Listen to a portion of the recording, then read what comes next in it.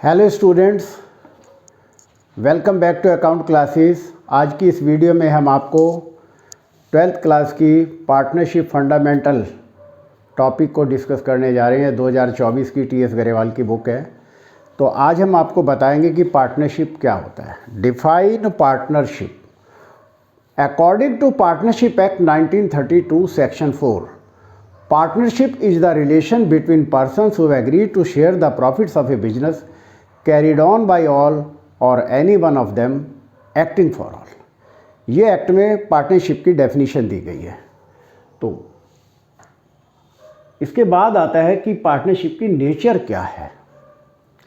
From the legal point of view, it is not separate legal entity from its partner.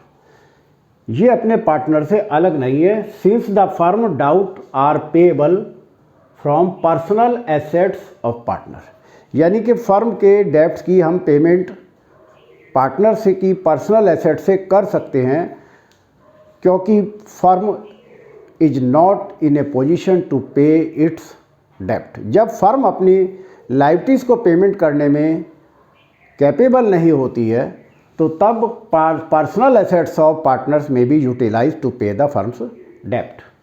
लेकिन accounting point of view क्या कहता है? According to accounting point of view, partnership firm and partners are separate entities. ये दोनों separate entities होते हैं, क्योंकि जब भी हम पार्टनरशिप फर्म की बुक्स में एंट्री करेंगे तो हम फर्म के पॉइंट ऑफ व्यू से एंट्री करते हैं। तो जो भी कैपिटल आएगी उसकी एंट्री करेंगे, गुडविल आएगा उसकी भी एंट्री करेंगे। तो नेक्स्ट आता है पार्टनरशिप के फीचर। तो पार्टनरशिप का सबसे पहला फीचर है कि 2 और मोर पर्सन्स, कम से कम 2 पार्टनर होते हैं और मैक्सिमम 50 होते हैं। तो मिनिमम 2 पार्टनर होने चाहिए। There must be at least 2 person to form a partnership. एक पार्टनरशिप फर्म को बनाने के लिए मिनिमम 2 पर्सन का होना जरूरी है। एंड ऑल सर्च person must be competent to contract.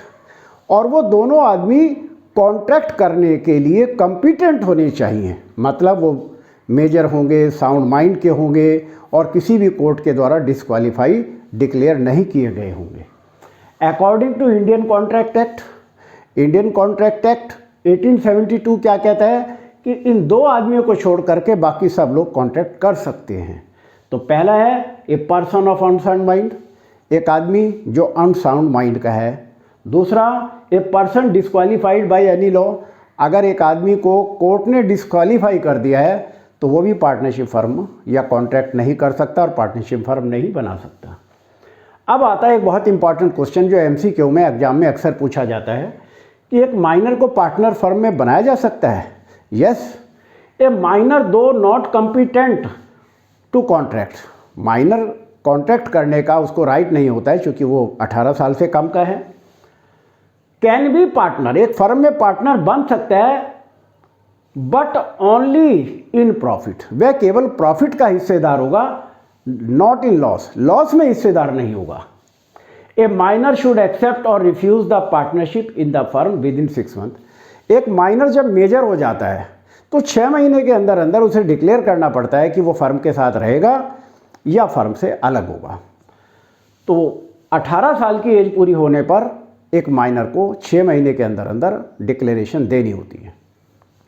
अब नंबर ऑफ पर्सन कितने होते हैं पार्टनरशिप में? मिनिमम 2 होते हैं और मैक्सिमम 50 होते हैं।